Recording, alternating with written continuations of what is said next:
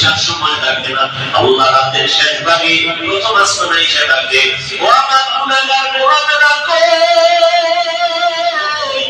শয়তানের ধোঁকায় পড়ে গুনাহ করেছো, আমি আল্লাহ আমার দরজা খুলে ডাকতেছি, আলা বিল মুস্তাগফিরিন ফাগফির লাহ, আলা বিল মুস্তারজিকিন ফারজুকা। ও গুনাহগারেরা, গভীর রাত, এখন সব অন্ধকার, অন্ধকারে কেউ কাউকে দেখে না,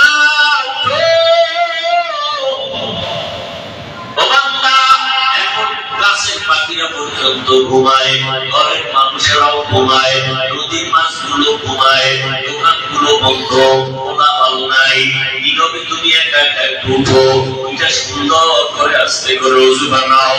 ও দোকানওয়ালারা, ও ব্যবসায়ী বাবারা, ওই দোকানদারি কইরা রাত্র 2টা 2:30টায় বাসায় যাও, যাইয়া তুমি ফ্রেশ হইয়া ঘুমায় যাও।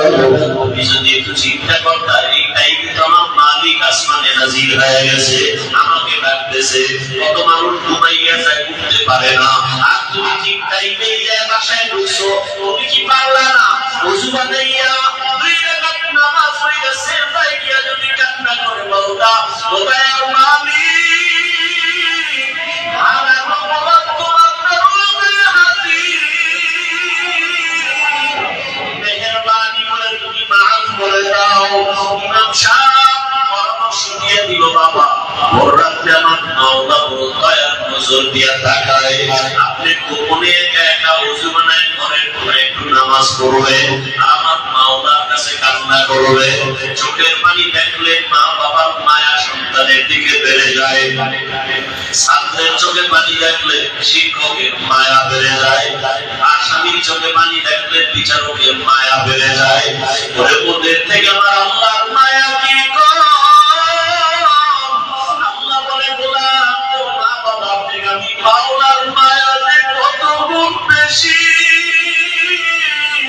সন্তানের কান্না দেখলে যদি মা বাবার মনের মায়া হয়, ওই মা বাবার মনে বাধায় নাই, এত সুন্দর চেহারাটা দিয়ে বাঁধাইছি আমি, তোর জবান দিয়া কথা বলার শক্তি দিয়েছি আমি, আরে তোর খানার ব্যবস্থা করেছি আমি, ঘুমের ব্যবস্থা করেছি আমি, ওরে বান্দা তুই আমার দেওয়া জবান দিয়ে যদি একবার আল্লাহ বলিয়া মোহাম্মতে ডাকবে, ওরে আমি মাওলা খোদা দিয়ে করে মায়ার জোশ,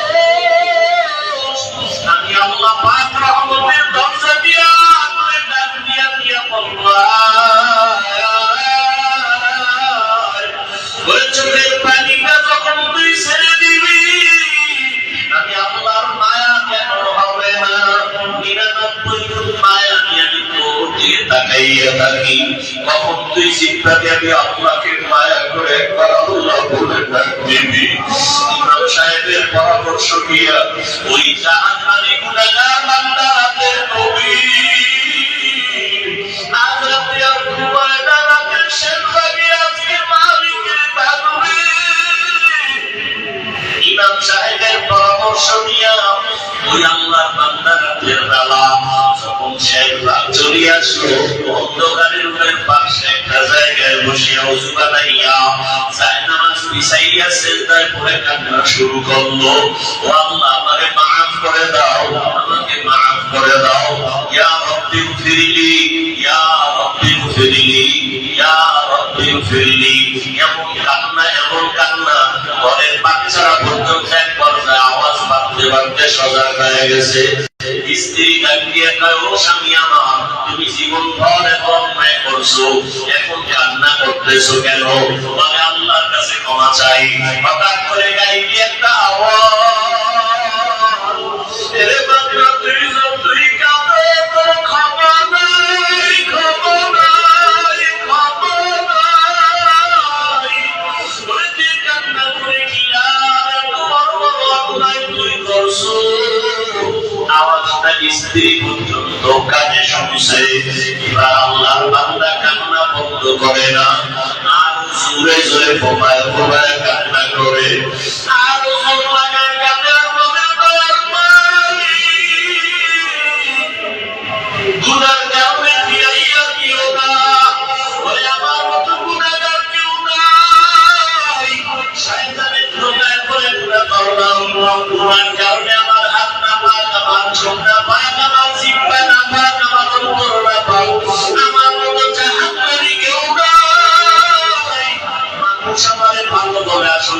বড় খারাপ মানুষ। আমার জবানটা গুনার কারণে না পাক, আমার চোখ দুইটা গুনার কারণে না পাক। স্ত্রী ডাক দিয়ে বলে, তুমি গাইবি আওয়াজ শুনো নাই, তোমার ক্ষমা নাই, তুমি আমার কান্না করো কেন? আল্লাহর বান্দা বলে, বিবি বলো, এই কান্নার দরজা বাদ দিয়ে অন্য কোন দরওয়াজা আছে নাকি? বলো, সেখানে গিয়ে কান্না করবো। স্ত্রী বলে, আর কোন দরওয়াজা নাই।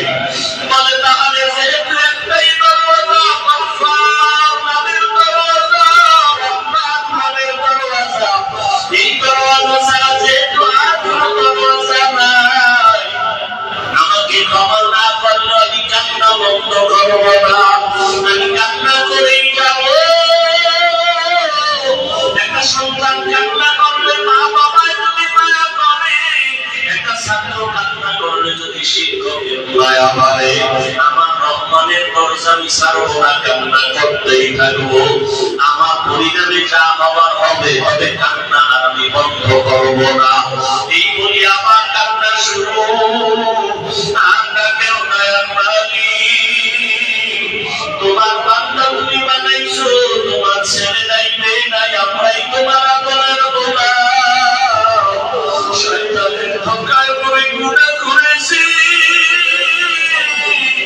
গুনাহ দিয়ে তাকাইয়া ফিরাইয়া দিও না রে আল্লাহ। গুনার কারণে দিলটা পাথর, চোখে মারিও না। ও আমার গুনাহগার বাবারা, ও যুবক বাবারা, চোখে কি মানি না? গুনার কথা স্মরণ করে আমার মালিকের নাম মালিকের কাছে ক্ষমা চাও। ওরে আজকে রাতে তুমি এখানে আসো, কালকে কোথায় থাকবা জানা নাই। আল্লাহ বান্দা কান্না বন্ধ করে না, কান্না চালু আছে। এমন কান্নার এক পর্যায়ে কথা বলে আমার গায়ে আওয়াজ, আল্লাহ পক্ষ থেকে আওয়াজ আসতেছে, ও বান্দা কাঁদিস না, তোর জীবনের গুনাহ মাফ, ওরে তোকে মাফ করে দেওয়া হয়েছে, আর কাঁদিস না। বান্দা আবার কান্না শুরু করলো, বলে এতক্ষণ কান্না করেছি ভয়ে, আযাবের ভয়, এখন কাঁদি আমার মালিকের মহব্বত। যত কান্না করবো তত মালিকের মায়া বেড়ে যাবে, আমার মাওলা আমার দিকে মায়ার নজরে তাকাইবে। এই জন্য আমি বেশি বেশি কান্না করতেছি। ও আল্লাহর বান্দারা, দুনিয়ার রং তামাশায় পড়িয়ে তো পুরা কম করো নাই। মনে চাইছে দাড়ি কাটবা, কেটে ফেলেছো, কেউ বাধা দিছে মানো নাই। মনে চাইছে নামাজ পড়বা না, কেউ বুঝাইছে নামাজ পড়ো নাই। মনে চাইছে সারা রাত মোবাইলে গুনাহ করবা, কারো বাধা মানো নাই। মনে চাইছে পার্কে ঘুরবা, পার্কে দৌড়াইছো, কারো বাধা মানো নাই। আরে কয়দিন এইভাবে চলবা, আজরাইলের হাতে কি খারাপ করবা না? ওরে ঘুমের মধ্যেও তো কত মানুষ মরিয়া যায়, পানির ভেতরে কত মানুষ ডুবিয়া যায়, গাড়ির নিচে পড়িয়া কত মানুষ মরিয়া যায়। ওরে কয়েকদিন আগে বিমানে আগুন লাগিয়া কত প্রাণ চলিয়া গেল। আল্লাহর বান্দা, ঘুমের ঘরে কত অসুস্থ হঠাৎ মানুষ, ভালো মানুষ অসুস্থ হইয়া মরিয়া যায়। এখনো কি গুনাহ ছাড়বা না? তওবা করো, অন্তরটাকে দিয়ে আমার মালিকের ডাক দাও মনে মনে, আর বলো যে আল্লাহ, এই মজলিসের মধ্যে আমার মতো গুনাহগার কোথায় কেউ নাই। আমার গুনার খবর আমার মা জানে না, ভাই জানে না, স্ত্রী জানে না, সন্তানেরা জানে না। ও আল্লাহ, কত গুনাহ করেছি, আজকে থেকে তওবা করতেছি, আর গুনাহ করব না। দুনিয়ার সূর্যের গরম সইতে পারি না, বেতের বাড়ি সইতে পারি না, মশার কামড় সহ্য করতে পারি না। গুনাহ নিয়ে কবরে গেলে জাহান্নামের গরম কেমন করে সহ্য করব? আসলে ময়দানের গরম কেমন করে সহ্য করব? সাপের কামড় কেমন করে সহ্য করব? ও আল্লাহ, তওবা করতেছি, আর নামাজ ছাড়বো না, আর দাড়ি কাটবো না, আর বেপরদায় চলবো না। মা বাবার দোয়া নিয়া, শিক্ষকের দোয়া নিয়া, উলামায়ে আহলে হকের পরামর্শ নিয়ে, নবীর